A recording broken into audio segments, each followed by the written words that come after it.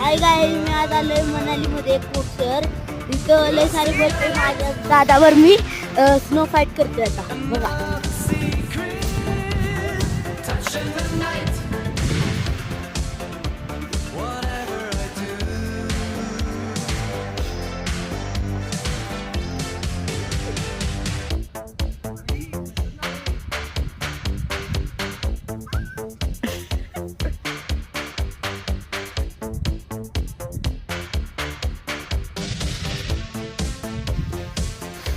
अरे रेंजच्या बाहेर गेला.